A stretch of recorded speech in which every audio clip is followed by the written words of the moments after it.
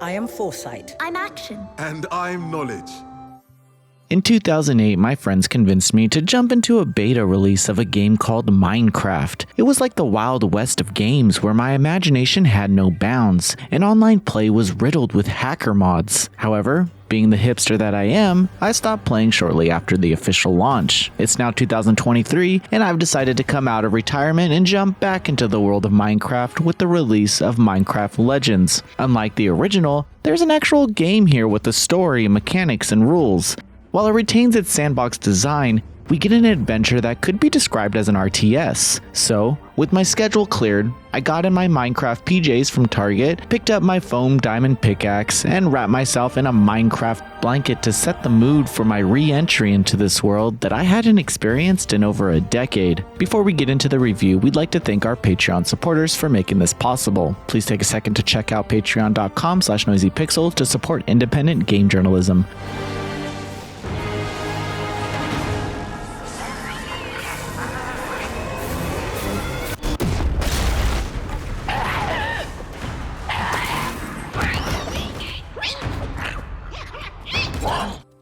Minecraft Legends opens with the reveal of a hero fated to save the world from the threat of invading piglins, creatures from the Nether. It's a tough ask, but the caretakers of this overworld, named Action, Foresight, and Knowledge, have enlisted the hero's help and provided the power to combat the coming threat. You enter a world already in peril as the campaign begins rather quickly, throwing you into situations where you have to save a few villages and take down an enemy stronghold to gain access to more resources. A surprising amount of story is tied into the 20-hour campaign, and much of it is shown without dialogue. The narrative balances tension with humor, but after a while, I began questioning what age group this game was for. I mean, I enjoyed the story for what it was, but the writing doesn't seem like it was directed towards a young audience. It displays considerable depth at times with explanations of certain events or the description of items. There's just a lot going on. After introducing the game flow, you can pretty much explore the world as you'd like. Your primary tool is a loot used to summon allies who can gather resources or build structures. Further, golems can be called to assist with combat and destroy enemy bases. In a normal early game scenario, you'll instruct your team to rush an enemy stronghold and take out their structures. However, the hero can't destroy structures on their own and needs golems to perform this task. On the other hand,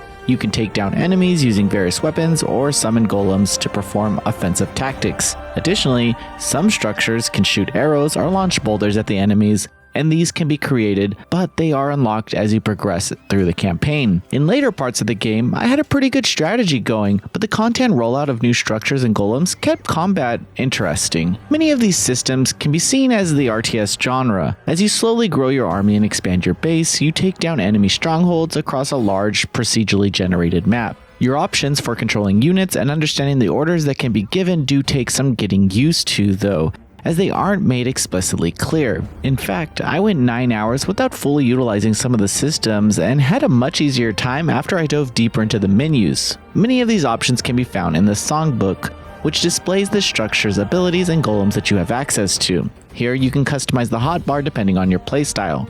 Given that I'm more offensive, I created a hotbar that has more attack structures. However, this is another point of gameplay that I feel is directed towards older gamers. Don't get me wrong though, it's incredibly robust with various offerings, but I just can't see a child having fun in this. Exploration is required to find resources for your allies to collect, but you'll first have to unlock access to them. Still, everything had a natural feel to it. I never felt like a roadblock was put on the experience, but this also came with some fatigue. For starters, you can't really pause the game, so if you're in battle and have to use the restroom or answer a call, it's better to just save and quit. Also, Xbox Live Gold was required to even connect to the game, so that's something to keep in mind. There's an offline game mode, but you still need the online subscription to get past the main menu. Anyway, back to exploration. Minecraft Legends has a day and night cycle, where you can build structures and take out the enemy strongholds by day, but by night, the difficulty will rise and an event will take place, such as a stronghold becoming bigger or a town becoming under attack. You'll have to defend towns, but luckily fast travel takes you to the event rather quickly, where you can set up defenses and fight back against the invading hordes. It's a fun way to keep you on your toes, and it encourages you to raise the defenses of towns before they are attacked. Imagination is a big part of gameplay, as structures such as walls and towers can be created to defend your bases. Further, stairs can be built that can lead your group up cliffs or walls. Strategy is a significant part of gameplay,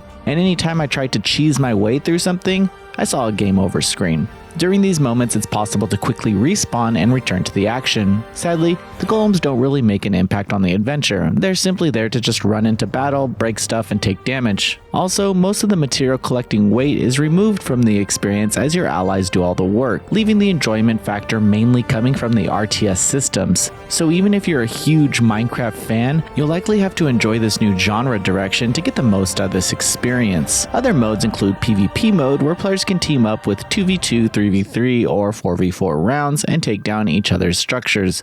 The mode is best experienced with friends though, since you can party up and discuss strategy. Otherwise, you're all running around doing your own thing without the in-game chat functionality. Alternatively, others can join your quest and assist you with your journey to fight against the Nether. Playing with friends is where many will find the most out of this experience. It's a game similar to Minecraft, where you can share information and strategies to progress. These conversations definitely made my experience better as I pushed through my campaign. Other modes are available with daily quests and requirements, but I didn't dive too deeply into there. A marketplace is also present because, of course it is, to buy new skins and mounts if that's your sort of thing. I should also point out that cross-platform online is available, which makes it easy to recommend for those wanting a wholly online experience. Minecraft Legends became an enjoyable and addictive experience for my return to this franchise. That could be because it's essentially a very fine-tuned and comfortable RTS experience, but plenty of Minecraft charm is still found throughout the campaign. It pushes your knowledge of the systems and strategy during the later levels, and it is likely not for younger fans, but I enjoyed the challenge and expanded lore of this series. Noisy Pixel is giving Minecraft Legends an 8 out of 10. Thanks for watching. This video is brought to you by our supporters on Patreon. Noisy Pixel is run by Cribbit Gamers, providing independent gaming coverage through news, reviews, previews, and more. Check out our Patreon to help support our continued growth and subscribe to keep up with all our future content.